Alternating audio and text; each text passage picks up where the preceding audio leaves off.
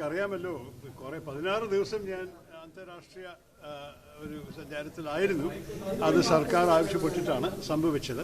പക്ഷേ ആ സമയത്തും എനിക്കൊരു മിസ് കോളോ ഒരു ക്ഷണമോ ഒന്നും ഉണ്ടായിരുന്നില്ല തിരിച്ചു വന്ന ശേഷം കാണണം. അത് കഴിഞ്ഞിട്ട് ഞാൻ തിരിച്ചു വന്നപ്പോൾ വീണ്ടും ഒരു മെസ്സേജ് ഉണ്ടായിരുന്നില്ല. അപ്പോൾ ഞാൻ എൻ്റെ എക്സിസ്റ്റിംഗ് പ്രോഗ്രാമിനെ മുന്നോട്ട് കൊണ്ടുപോയി. വീണ്ടും വിദേശത്തിലുമായിരുന്നു, ഒരു കമ്മിറ്റി മീറ്റിംഗ് ഡൽഹിയിലുമായിരുന്നു.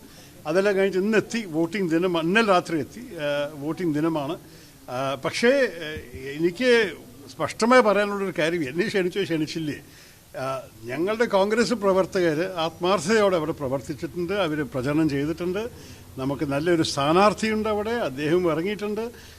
എൻ്റെ അഭിപ്രായത്തിൽ അവരുടെ പ്രവർത്തനത്തിൻ്റെ ഒരു വിജയം കാണണമെന്നാണ് എൻ്റെയും ആഗ്രഹം.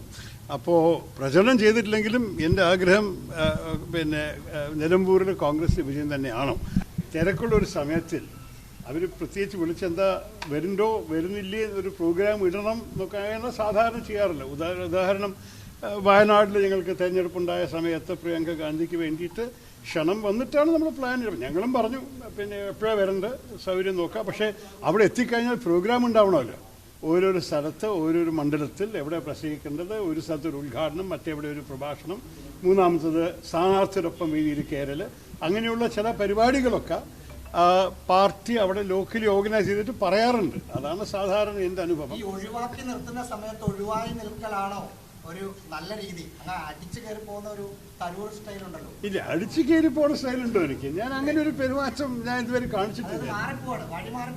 അല്ലല്ല, മര്യാദയോട് പെരുമാറുന്ന ഒരു വ്യക്തിയാണ് ഞാൻ. എന്നെ ക്ഷണിച്ചവിടെ ഞാൻ പോകും, ക്ഷണിക്കാത്ത അവിടെ അത്ര പോകാറുള്ളൂ.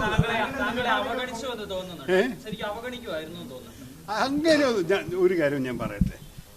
കോൺഗ്രസ് എന്ന് പറഞ്ഞൊരു സ്ഥാപനവും കോൺഗ്രസിൻ്റെ മൂല്യങ്ങളും കോൺഗ്രസിൻ്റെ പ്രവർത്തകരും ഒക്കെ എനിക്ക് ഭയങ്കര അടുപ്പമാണ്. ഞാൻ 16 വർഷമായിട്ടിപ്പോൾ നമ്മളുടെ പാർട്ടി പ്രവർത്തകരൊപ്പം നിന്ന് പ്രവർത്തിച്ചിട്ട് അവരുടെ കഴിവ്, അവരുടെ ആത്മാർത്ഥത, അവരുടെ ഐഡിയലിസം എല്ലാം ഞാൻ കണ്ടതാണ്. അപ്പോൾ എനിക്ക് കോൺഗ്രസ് പാർട്ടി ഒരു സ്ഥാപനമായിട്ടോ കോൺഗ്രസ് പ്രവർത്തകർ മനുഷ്യന്മാരായിട്ടും സുഹൃത്തുക്കളായിട്ടും സഹോദരന്മാരായിട്ടും അവരൊപ്പമുള്ള സ്നേഹവും സൗഹാർദ്ദത്തെക്കുറിച്ച് നിങ്ങൾ ആർക്കും ഒരു സംശയവും വേണ്ട. അത് എപ്പോഴും ഉണ്ട്, എപ്പോഴും ഉണ്ടാവും.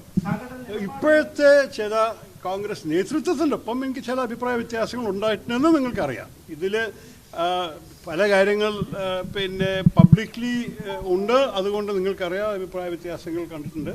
പക്ഷെ അതൊക്കെ ഞാൻ പാർട്ടിയുടെ അകത്ത് അവരൊപ്പം തന്നെ നേരിട്ട് സംസാരിക്കുകയാണ് നല്ലത്. ഇന്ന് എൻ്റെ അഭിപ്രായത്തിൽ അങ്ങനെ ഒരു ചർച്ചയ്ക്ക് ഉള്ളൊരു ദിനമല്ല. ഇന്ന് ഒരു ഇലക്ഷൻ നടക്കുന്നു. ആ ഇലക്ഷനിൽ എൻ്റെ സുഹൃത്തായ നമ്മുടെ സ്ഥാനാർത്ഥി ജയിക്കട്ടെ. അതിനു വേണ്ടിയുള്ള എല്ലാ പ്രവർത്തനവും എൻ്റെ പാർട്ടി പ്രവർത്തകർ ചെയ്ത ശേഷം അവരുടെ പ്രവർത്തനത്തിൽ നല്ല റിസൾട്ട് കാണുന്നത്. തിരുവനന്തപുരത്ത് നന്നേ പലവരും പോയി അവിടെ പ്രചരണം ചെയ്തിട്ടുണ്ട്. അവരുടെ ആ പ്രവർത്തനത്തിൻ്റെ ആ റിസൾട്ട് വരട്ടെ, അവർക്കും കാണുന്നു. ഞാൻ പറയില്ല, ഇന്ന് എനിക്ക് അതിനെക്കാട്ട് പറയാനൊരു ആഗ്രഹമില്ല. നിങ്ങളെല്ലാം അറിയപ്പെടുന്ന കാര്യങ്ങളാണ്. നിങ്ങൾ തന്നെ ഇതിനെക്കുറിച്ച് എഴുതിയിട്ട് റിപ്പോർട്ട് ചെയ്ത കാര്യങ്ങളൊക്കെ ഉണ്ടല്ലോ. അപ്പോൾ അതെല്ലാം ഉണ്ടെന്ന് ആർക്കും ഒളിക്കാൻ സാധിക്കാത്തൊരു കാര്യമായ കാര്യം അതുണ്ട്. പക്ഷെ ഇന്ന് ഞാൻ അതിനെക്കുറിച്ച് സംസാരിക്കാൻ ആഗ്രഹിക്കുന്നില്ല. നേരിട്ട് കണ്ടിട്ട് ചില കാര്യങ്ങൾ സംസാരിക്കാനുള്ള ആവശ്യമുണ്ടാവും. അതിന് സമയം വരുമ്പോൾ ചെയ്യുക. പക്ഷേ ഇതൊരു ഇലക്ഷൻ കഴിയട്ടെ. നമ്മൾ ഇന്ന് വോട്ടിംഗ് ആണ്, 3 ദിവസം കഴിഞ്ഞ റിസൾട്ടും വരും. അതെല്ലാം വന്ന ശേഷം നമുക്ക് പിന്നെ നോക്കാം.